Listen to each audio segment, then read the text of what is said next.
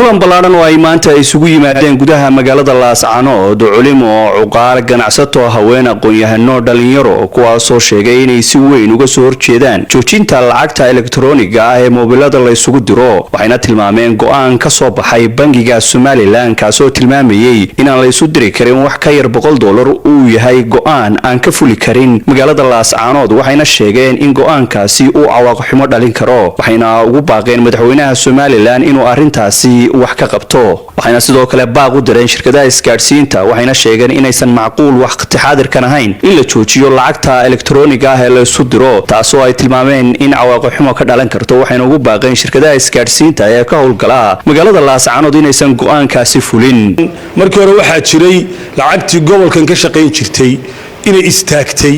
sababtay doontaba ku istaagtay taasina waxay dadkii geeysiisay dhibaato ballaaran oo nololeed tii oo taagan oo aan laga soo kaban oo ummadii aan xal helinin ayaa waxa soo biiray go'aan ka yimi dhankan Somaliland marka arintaasina waxay keenaysaa lacagta kaliya ee la isticmaalayay oo qofka baadiyaha jooga qofka miskiinka masaakiintii markii lacag Soomaaliga istaagtay waxa loogu bedelay in ay waraaqa ku soo qortaan nambarada loogu diro waxa la dhulwaa iyo laxba saaxiibay baa leeyahay markaasuu dhulwaagii markii muddo saaxiib la ahaa buu habeenkii wuxuu damcay inuu laxdii cuno markaasuu daynay bariyaha waa ku soo nacnacay ayaamaha wardhiilaa jirado waxa la leeyahay shirkaduhu inagoo aan lacag kale ka shabahaysan oo tii horena baabaaday baa waxa la leeyahay waxay ku riixaysaa Somaliland inay mobilka 1 centiga iyo 2.5ka iyo waxa hadeer dadku ku sii nool yahay inay u bedelaan in $100 wax ka yar aan ka soo bixin shirkadaha waxaanu leenahay teedwaagii daylaha nagu noqonine haddaad Somaliland iyo shacabka mid aad taageeraysaan annaga wixii aanu samaynana la sameeya waayo dhaqaalaha annaga leh annaga naga faa'iidaan waxaanu leenahay annagana garabna siiya mar walba baanu idin leenahay oo idinku baaqaynaa waxa isu keenay waa dan waa duruufo baahiyadoo taagan awalba baahidooda way iskala daalaadhacaynayeen nina uma cabanayn balse maanta qalamtaa soo dhaaf buu yidhi caqabadii koobaad baa taagan maanta ee faanka fiktii ugu dambaysay ahayd annagu ma qaadanayno cod dheer iyo cod gaaban intaba waan ku sheegay ma qaadanayno annagu lacagta naba ma qaadanayno wax shaqeynayana maaha oo markaad ka xakama gelisay musabixiyow halkee baanu markaa annagu baahidayadii la aadayna meel kale baa annagaan aadin oo wax kale ba sheegin war bela huruda lama kiciyo albaab xidhan baad bela u garaacaysaa hanagu soo qaadin lacagta shirkadaha waxaan leeyahay shirkadahow ismaydaan keenin meesha shacabkaad u shaqaynayseen haddaad ka hor timaadaan ku xisaabtamaateen aad leediin Laascaanood ka taagnaan mayso dhulkaa la dhigaya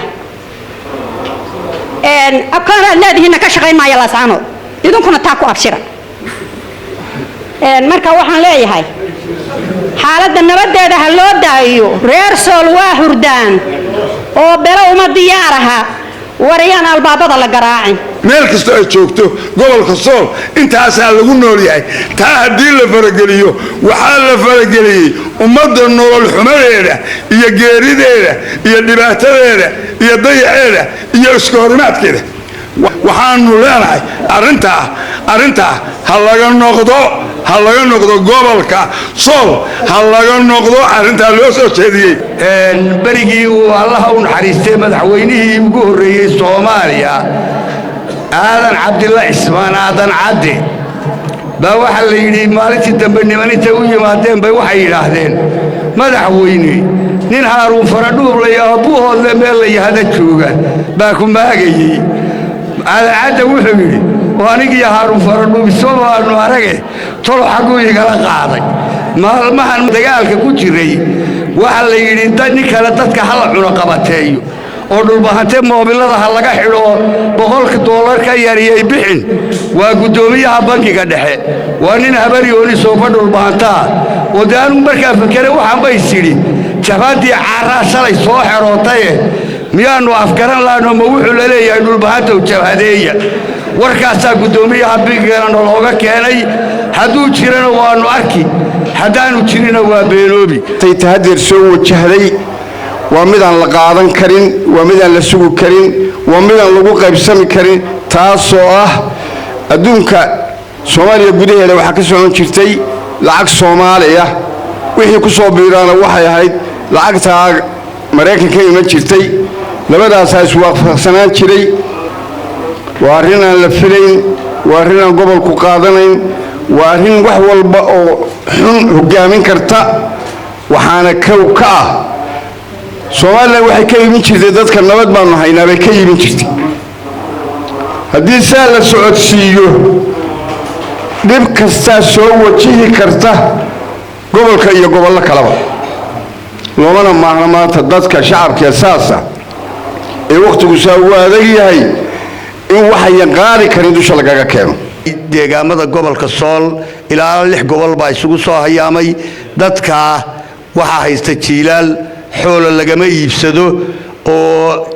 xooli waa bilaaib waxa daruuri u noqday oo ay ku sii nool yihiin miyi iyo magaalaba lacagta tiina waxa soo baxday oo maalmaha socotay in la yiri waa la xayir arrinta waxaan ugu baaqaynaa madaxweynaha Soomaaliland gudoomiyaha bankiga wasiirka maaliyadda saddexda shirkadood inta waxaan ugu baaqaynaa inay arrinta dib u eegaan oo ay ka fiirsadaan haddii arrintaasi hadeer gacanta ay ku jirtaa ay dhacdo waxaan u aragnaa inay keenayso cawaaqib xumo saameynaysa mujtamaca gobolka ku nool noloshiisa amnigiisa iyo jiritaankiisa saameynaysa u aragnaa shirkaduhuna waa shirkadahan anagu maxana meesha keensanay lacagtayaday ku shaqeeyaan lacagtii ganacsatada iyo tii qurba joogta ku shaqeynayaan as soon as possible haddii aanay u qaadan amarka ganacsatada iyo shacabka wax ka jira ma jiraan mana taagnaanayaan anteenooyinkoodu taa ha lagu biyacabo ha lagu bogsado loo taagan yahay marka waxaynu cadaynaynaa mowqifkaas inuu una shaqaynayn oo dadka uu tacaddi iyo xadgudub ku yahay هذا اللي أمر بكسو بحي والعقد الله استعماله أي كل وحكل يبسدان ضيتها إسلامتا ورتدا بصش إيو طبعا هذا كوي بيني ضيتها يا ضيتها كعنا يبيني كهيلب كيبيني بخايد الشهر لقى عبيو وحويا مسكين كدور سنة مساعدك كعيا وحلو دريا أي وحلو كلا صعود سينيا وعقدها سنبا هذا وطنك كشقينيسا maanta magaalada hadii lagu soo saaro go'aankaas oo la hirgeliyo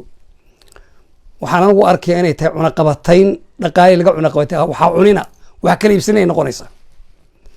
arintaas ama loo qasdamay loo qastin hadaynu cibaarada khafiifin waxaan oran karaa waa arin tala xumaa go'aankaas go'aan sax maaha bulshada danteeda maaha waxaan hadalka ku soo ururinayaa Muuse Biixina waxaan leeyahay markii qolada Isaaq SNM ay aasaastay